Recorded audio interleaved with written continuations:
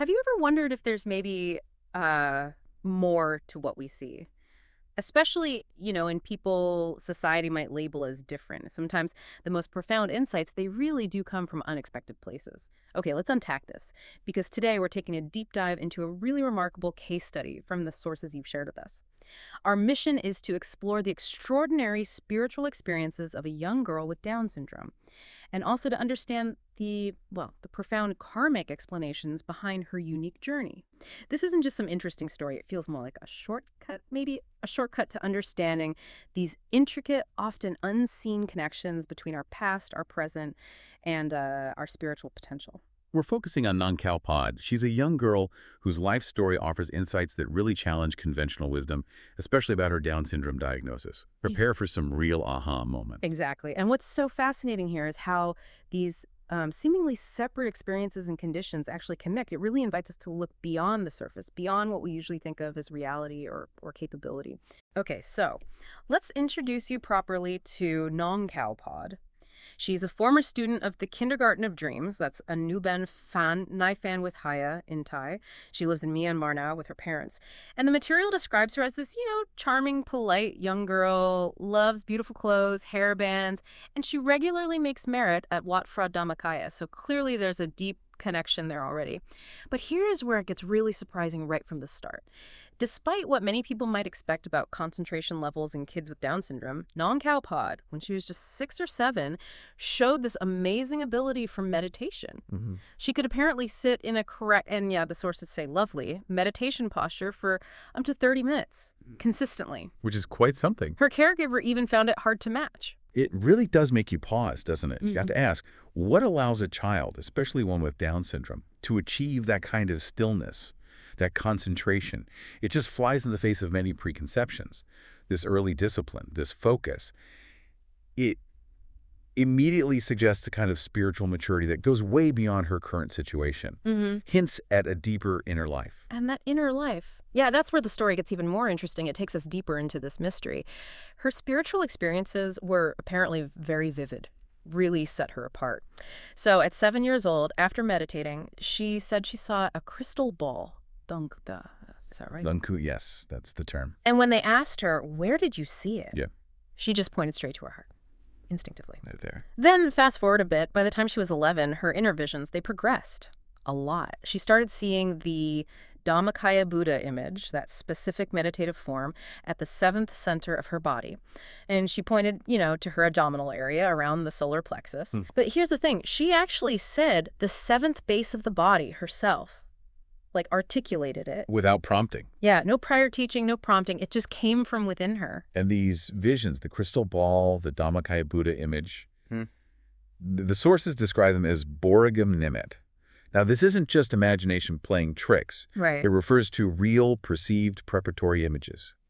It's a genuine stage in deeper inner realization made possible by practice. A foundational level. Exactly. A foundational level of spiritual insight is quite significant. And her perceptions weren't just limited to meditation, were they? She also seemed to have this intuition for perceiving people who had passed away. That's right. After her grandfather died, she reported seeing him, just sort of lingering in different parts of the house. Lingering. But then, interestingly, when a beloved aunt, someone she was also close to, passed away, she didn't report seeing her. And that difference is quite revealing, actually. The explanation given is that her grandfather, after passing, was still, lingering or wandering near the family home. And Nong Khao Pod's mind, being so innocent, so pure, combined with her past spiritual merit that allowed her to perceive him. Okay. Her aunt, on the other hand, apparently reincarnated immediately somewhere else. So no lingering presence, nothing for Nong Khao Pod to perceive. Ah, I see. It shows a kind of precision to it all. Yes, a subtle precision in these spiritual observations. There's also that other amazing story, the hidden red Buddha. During visits to Wat Khao Itisukato in Hua Hin, a place where she had this really deep yearly connection with a specific machi, a Buddhist nun, Nong Khao Pod kept insisting her father look for a red Buddha, but apparently nobody at the temple knew anything about it. Right, it wasn't common knowledge at all. So after a really thorough search, they actually found it. A red Buddha statue hidden away in some inconspicuous spot most people just walked past. Incredible intuition again. Okay. And that connection to the Mechi is also important. We'll likely come back to that. Yeah.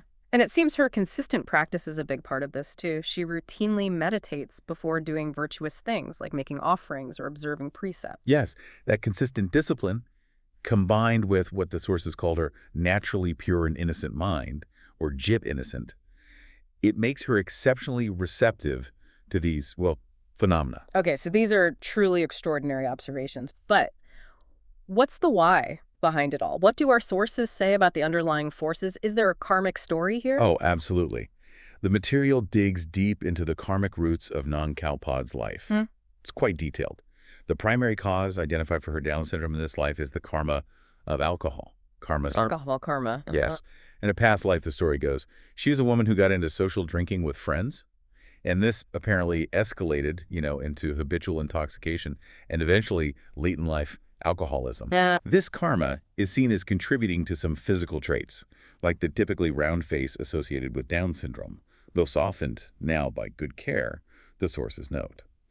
And it also explains the challenges she has with reading and writing, linked to a shortened concentration span, a direct effect of that past karma. Wow. But there's more to it, right? It's not just negative. Exactly.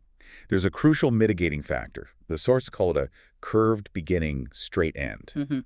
Because late in that same past life, after the struggles with alcohol, she encountered a spiritual community, a mukana. Okay. And she made a really determined effort to overcome her alcoholism, a huge turnaround.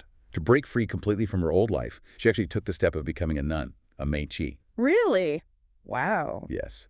And she practiced Dhamma diligently, apparently, until her death. She also took care of her parents, made merit, complete transformation. So that late life effort made a huge difference. Pivotal. Absolutely pivotal. It explains her current spiritual sensitivities, why she has such a good memory for certain things. It even explains her naturally beautiful, radiant skin in this life, seen as a direct result of upholding the precepts as a nun. Amazing. And crucially, that past merit also ensured she'd be born into a loving, stable, supportive family this time around. People who would nurture her spiritual path and accept her totally. And that connection with the Mechi at the temple. Yes. Yeah. That strong, almost instinctual bond she feels. The sources describe that as an old contract, a connection stemming directly from her past life as a nun, and it's reinforced now by the current Mechi's genuine affection for her, too. It's a link across lifetimes. It's incredible how these threads weave together. And it's not just her own past life impacting her, is it? The story also brings in her parents' karma. Yes, exactly. It shows how interconnected family karma can be. In a past life, Khao Pod's current parents were apparently a wealthy couple, and they often hosted these big, lavish parties. And during these parties, they regularly served alcohol, distributed it freely to their friends, sometimes even gave it as gifts. So they were supplying the alcohol. Precisely. This karma of supplying alcohol is identified as the direct reason why they are now raising a child with Down syndrome in this life. Their actions back then, even if just seen as social generosity, created this specific karmic connection and consequence for their current family. Wow. That really makes you think, doesn't it? How actions, even things like just offering drinks at a party, seemingly harmless social gestures, can create these ripples that shape our families, our destinies across lifetimes. It's a profound thought. Really highlights the reach of our choices. So this whole story is such a powerful example of how different karmic influences mix together. It's not simple cause and effect. It's, like you said, a complex tapestry. Yeah. What core principles can we maybe pull from her journey about this interplay of karma and merit? Well, one key insight is definitely the role of her young and innocent mind, the Jim innocent. This purity, this lack of adult cynicism or clutter, it seems to be a huge factor in her ability to perceive these spiritual things. It's kind of receptivity. A receptivity many adults lose. Exactly. We also see clearly how the negative karma from the past life's alcoholism still has effects. It manifests as those intellectual challenges, the difficulty with reading, the shorter attention span. But at the same time, the immense spiritual merit she built in that same life, especially as a nun, that allows for these incredibly deep inner visions, her connection to practice, even her radiant physical presence. It's a constant balancing act. A constant, intricate balance between these past positive and negative forces. It really shows that karma isn't just one thing. It's this ongoing process. Consequences, yes, but also opportunities. Right. So understanding the why is obviously huge here. But what about the what now? What practical steps can Nanko Pod and her family actually take to navigate this, to maybe transform these karmic influences now? What guidance do the sources offer? The guidance provided is actually quite specific, and it's very much about positive action. It's empowering.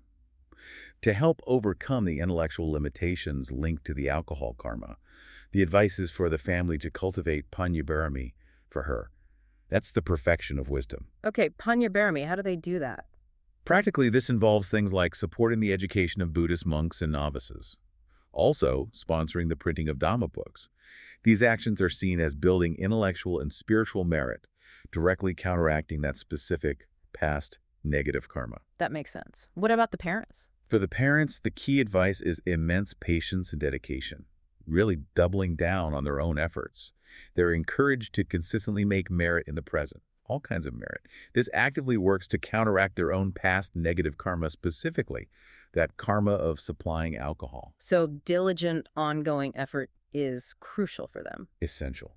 It's seen as vital for shifting their collective family destiny in a positive direction. And for non-Khao Pod's learning challenges, reading and writing. Yes, for that, the recommendation is practical. Mm. Find an expert teacher, someone who is artful, child-loving, and really understands how to engage children with special needs. The right kind of specialized support could make a really significant difference in helping her learn and develop those skills. That sounds hopeful. It is. And finally, of course, it's considered essential for Nong Pod herself to just keep going. Continue making merit consistently in all forms she can. Every virtuous action helps strengthen the positive karma, diminish the negative effects, and just keeps furthering her spiritual progress. You know, this guidance, it really doesn't sound like being helpless in the face of fate, does it? Not at all. It's much more about empowering them, giving them tools to understand the roots of their challenges, yes, but also to actively shape a better future right now through conscious actions. Yeah. It's really a testament to the power of transformation. It shows that even these deeply rooted karmic patterns, they aren't set in stone. They can be influenced, changed through wisdom and through effort. So we've journeyed through this incredible life of Khao Pod, her unique spiritual gifts popping up amidst her Down syndrome diagnosis, the profound karmic explanations tied to past lives, involving both alcohol and dedicated spiritual practice, and these practical steps her family can take now for positive change. It's a story that really brings the whole concept of karma vividly to life. It really does. This deep dive into her life offers such a profound lens, doesn't it? It shows this intricate, multi-generational dance of karma and merit. It's just a powerful reminder that our actions, the seen ones and the unseen ones, they resonate so deeply. They shape not only our own path, but the paths of everyone connected to us.